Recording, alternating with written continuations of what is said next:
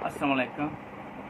मैं भाजी मैं फैक्ट्री काम करना सा इस्लाम जीनियन कोट अब्दुल मालिक। मैं फैक्ट्री छुट्टी हुई है, मैं बाहर निकलिया वहाँ तो मेरा एक्सीडेंट हो गया, मेरी लत्त खरीच गई। ਅਸੀਂ ਮੇਰੀਆਂ ਤਿੰਨ ਭੈਣਾਂ ਸੀ।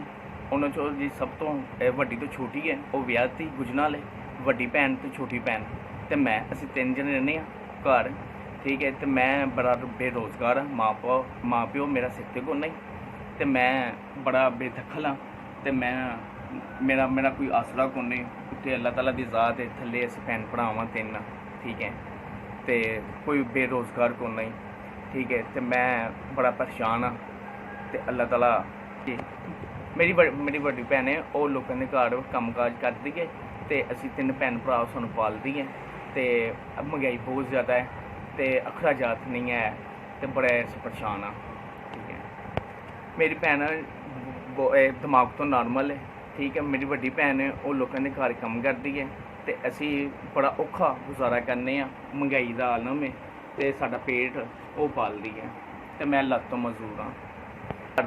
घर का बिजली का बिल, गैस का बिल बड़ा औखा दिंदी है, तो वही घर का खर्चा करती है। अस्सलाम वालेकुम। उन्होंने 5000 रुपया आया, जिन्होंने भी भेजे है, जितों भी आया है, अल्लाह ताला उन्होंने बहुता दे रिज़्क, उन्होंने माँ बाप को शफा दे, तंदुरुस्ती दे,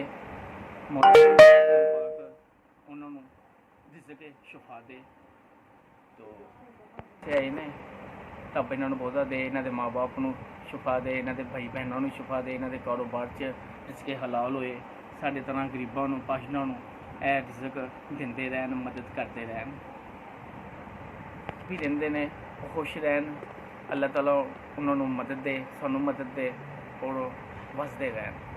शाह वास्ते दुआवां उन्होंने नाल ने, उन्होंने सब तो बहुता रिज़्क देंदे रहन, अल्लाह ताला दिंदा रहे। ठीक है। वसदे रहन। ठीक है। तो आबाद तरह वीरों, मजदूरों, नबीनियों, पाशना वो मदद करते रहन और देंदे रहन।